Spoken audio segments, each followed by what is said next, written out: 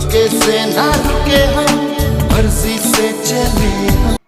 नमस्कार दोस्तों, मैं हूं सुभाष परियार और आप सभी का स्वागत करता हूं आपके अपने YouTube channel Subhash science guide में, जहां पर आपको मिलते हैं साइंस से रिलेटेड वीडियो। पिछले वीडियो में हमने बात की थी, वैसे तो वीडियो बनाए हुए काफ़ी टाइम हो चुका है। पिछले वीडियो में हमने बात की थी पाचन तंत्र, मानव की पाचन क्रिया विधि के बारे में, और आज हम बात करने वाले हैं श्वसन के बारे में। श्वसन होता क्या है? आज अपना टॉपिक होगा श्वसन। वैसे तो हम छोटे थे तब से पढ़ते आ रहे हैं एक ही चीज को, श्वसन होता क्या है कि श्वास को अंदर लेना और बाहर छोड़ने की प्रक्रिया, ऑक्सीजन को ग्रहण करना और कार्बन डाइऑक्साइड को निकालने की प्रक्रिया श्वसन कहलाती है। जबकि अब हम 10th क्लास के हैं, तो 10th क्लास के अंदर श्वसन का टॉपिक थोड़ा सा चेंज हो चुका है। और चेंज ये होता है, हमारे पहले जब छोटी कक्षा थी तो उसके हिसाब से सिलेबस था, और जब बड़ी कक्षाएं हैं तो उसके हिसाब से सिलेबस है। तो श्वसन की परिभाषा होती क्या है, किसे कहते हैं श्वसन? अगर मैं इसकी छोटी सी बात करूं तो कार्बनिक भोज्य पदार्थों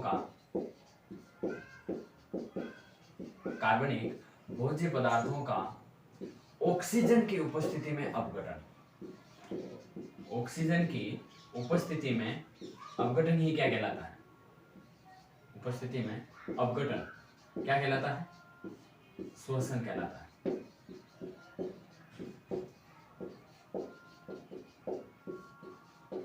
जब कार्बनिक भोज्य पदार्थ, अब ये बात है कि भाई कार्बनिक भोज्य पदार्थ कैसे कहते हैं? अरे भाई, अपने इंसानों के अंदर ग्लूकोज के रूप में कार्बनिक भोज्य पदार्थ संचित रहते हैं, ठीक है? तो ग्लूकोज का ऑक्सीजन की उपस्थिति में अपघटन ही क्या कहलाता है? श्वसन, ठीक है? श्वसन की एक छोटी सी परिभाषा बोली जाए तो कार्बनिक भोज्य पदार्थों का ऑक्सीजन की उपस्थिति में विघटन होना ही क्या कहलाता है? श्वसन कहलाता है। और प्राणियों की बात की जाए तो प्राणियों के अंदर ग्लूकोज के रूप में भोजन संचित रहता है, जबकि पादपों की बात की जाए तो पादपों के अंदर स्टार्च या मंड के रूप में भोजन संचित रहता है, ठीक है? चलो अब इसके आगे की बात कर लेते हैं। श्वसन कितने प्रकार का होता है? श्वसन होता है भाई 2 प्रकार का। पहला हो गया ऑक्सीश्वसन और दूसरा हो गया अनऑक्सीश्वसन।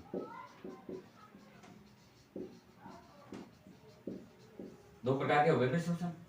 यहाँ से अगर प्रश्न की बात करूं तो यहाँ से ऐसा कोई नहीं पूछने वाला श्वसन किसे कहते हैं या श्वसन के प्रकारों को बताइए। यहाँ पर सीधी अभिक्रिया दे देगा, और अभिक्रिया का विखंडन किस प्रकार होता है जैसे अभी पढ़ेंगे तब बताऊंगा वापस में इसको, ठीक है?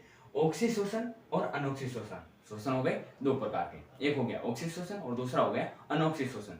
जैसे कि नाम से ही पता चल रहा है, पहला है ऑक्सीश्वसन, जैसे कि इसमें नाम से ही पता चल रहा है कि ऑक्सीजन की उपस्थिति में होने वाला श्वसन, ऑक्सीजन की उपस्थिति में होने वाला श्वसन क्या कहलाता है? ऑक्सीश्वसन कहलाता है। या दूसरे शब्दों में मैं इसको बोलूं तो ऑक्सीजन के कारण भोज्य पदार्थों में जो अपघटन होता है या विघटन जो होता है उसे बोलते हैं ऑक्सीश्वसन, और ऑक्सीजन की अनुपस्थिति में होने वाला श्वसन क्या कहलाता है? अनऑक्सीश्वसन, ठीक है? श्वसन 2 प्रकार के हो गए, ऑक्सीश्वसन और अनऑक्सीश्वसन। अब बात कर रहे हैं ऑक्सीश्वसन की। ऐसा श्वसन जिसमें ऑक्सीजन के कारण भोज्य पदार्थों का विघटन होता है उसे हम लोग क्या बोलते हैं? ऑक्सीश्वसन। और ऑक्सीश्वसन की अगर मैं किसी अभिक्रिया की बात करूं तो अभिक्रिया के अंदर सबसे पहले ग्लूकोज का जब ये हो गया पाइरूवेट, जब ग्लूकोज का विघटन होगा कोशिका द्रव्य में, चलो लिख ही देते हैं, कोशिका द्रव्य में, जब ग्लूकोज का कोशिका द्रव्य में विघटन होगा तब ग्लूकोज का एक अणु पाइरूवेट के 2 अणु बनाएगा। ग्लूकोज का एक अणु पाइरूवेट के 2 अणु बनाएगा। और जब पाइरूवेट का विघटन होगा किसकी उपस्थिति में? ऑक्सीजन की उपस्थिति में। ऑक्सीजन की उपस्थिति में जब पाइरूवेट का विघटन हुआ तब 6 अणु बनेंगे कार्बन डाइऑक्साइड के प्लस CO2 प्लस 6 ही अणु बनेंगे H2O के प्लस 38 अणु बनेंगे ATP मतलब ऊर्जा के। जब ग्लूकोज का कोशिका द्रव्य में विघटन होगा तो ग्लूकोज का एक अणु पाइरुवेट के 2 अणुओं का निर्माण करेगा और यही पाइरुवेट ऑक्सीजन की उपस्थिति में कोशिका माइटोकॉन्ड्रिया की बात चल रही है यहाँ पे, ऑक्सीजन की उपस्थिति में 6 अणु कार्बन डाइऑक्साइड, 6 अणु जल के तथा 38 अणु एटीपी का निर्माण करेगा। अब ये एटीपी है क्या, एटीपी है क्या, इसके बारे में सबसे लास्ट वीडियो के एंड में बताऊंगा। ठीक है, एटीपी क्या होता है। एटीपी वैसे तो ऊर्जा का अणु होता है। ठीक है, चलो ये हो गया ऑक्सीजन की उपस्थिति में ग्लूकोज का एक अणु पाइरुवेट के 2 अणु बनाएगा माइटोकॉन्ड्रिया में। ऑक्सीजन की उपस्थिति में जब इसका विघटन होगा, किसका, पाइरुवेट का, जब पाइरुवेट का विघटन होगा तब 6 अणु कार्बन डाइऑक्साइड के, 6 अणु जल के और तथा 38 अणु एटीपी ऊर्जा का निर्माण होगा। और सर्वाधिक ऊर्जा किसमें निकलती है, ऑक्सी श्वसन में ही सर्वाधिक ऊर्जा का निर्मोचन होता है। ठीक है, तो ये तो थे अपना छोटी सी ऑक्सी श्वसन। और यहाँ से सीधा पूछेगा कि पाइरुवेट के कितने अणु, पाइरुवेट के ग्लूकोज के कितने अणु पाइरुवेट में बदल रहे हैं, और पाइरुवेट से ऑक्सीजन क्रिया करके किन किन पदार्थों में टूट रहा है, या ऑक्सी श्वसन में कितने अणु एटीपी के बनते हैं। ठीक है, ये तो थी ऑक्सी श्वसन की। अब दूसरी बात कर लेते हैं अनोक्सी श्वसन की। अनोक्सी श्वसन, और अनोक्सी श्वसन होता है अधिकतर सूक्ष्म जीवों के अंदर। कुछ सूक्ष्म जीव ऐसे होते हैं जिनके अंदर, वो एक कोशिका होते हैं जिनके अंदर बिना ऑक्सीजन के भी अपघटन होता है, लेकिन इसके लिए 2 शर्तें होती हैं। देखो, पहली चीज, अगर सूक्ष्म जीव यीस्ट की बात की जाए तो उसमें भी वही जीव है तो संचित भोजन, ग्लूकोज का एक अणु बदलेगा पाइरुवेट के 2 अणु में, पाइरुवेट के 2 अणु में ग्लूकोज का एक अणु बदल गया पाइरुवेट के 2 अणु में। और जब पाइरुवेट में ऑक्सीजन अनुपस्थित होगा, O2 की अनुपस्थिति, ये बात चल रही है यीस्ट की, ग्लूकोज का एक अणु 2 पाइरुवेट के 2 अणु में विभाजित होगा, विभक्त होगा। और जब पाइरुवेट में ऑक्सीजन की अनुपस्थिति हो, पाइरुवेट में ऑक्सीजन की अनुपस्थिति हो तो यहाँ पर 2 अणु बनेंगे एल्कोहल के, 2 अणु एल्कोहल के, प्लस यहाँ पर बनेगी 2 अणु किसके, एटीपी के बनेंगे। किसके बनेंगे, एटीपी के। ग्लूकोज का एक अणु पाइरुवेट के 2 अणु बनाएगा और पाइरुवेट के अणु ऑक्सीजन की अनुपस्थिति में, यीस्ट कोशिका के अंदर बात चल रही है। ठीक है, पाइरुवेट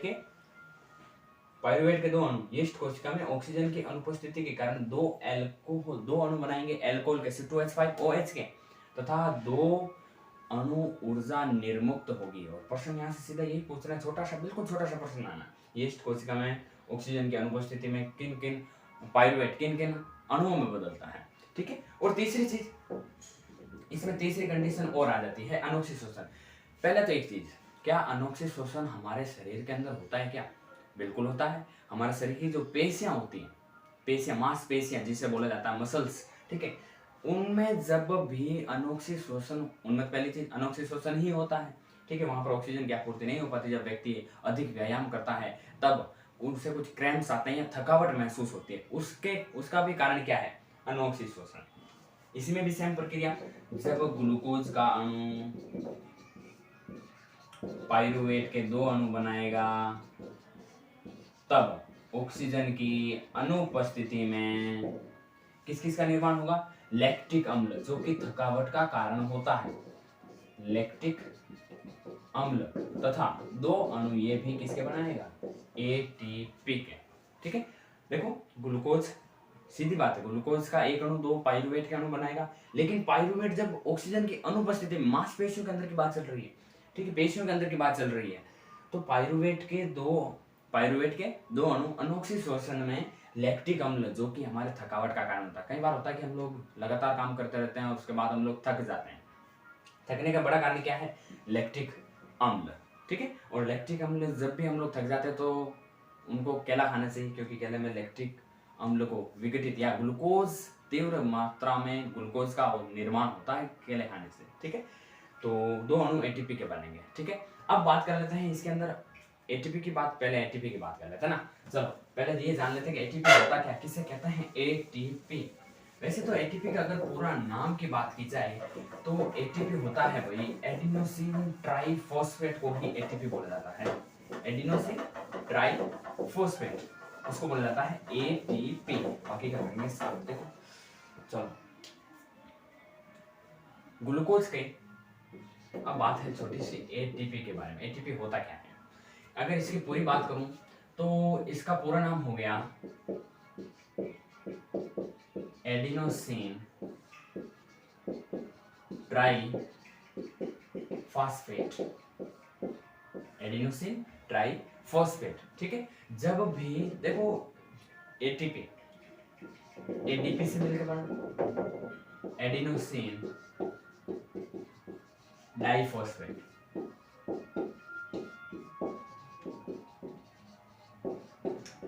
एटीपी एडीपी से मिलकर बना है। और अब इसकी बात करूं, जब भी एटीपी का विघटन होता है, जब इसमें फॉस्फेट बंध टूटता है, जब भी एटीपी में फॉस्फेट बंध टूटता है तब तेज जूल ऊर्जा मुक्त होती है। मुक्त होती है, ठीक है। ये था छोटी सी एटीपी। उसके बाद इसकी बात कर लेते हैं इसके बारे में। ऑक्सीशोषण और अनऑक्सीशोषण होता क्या है?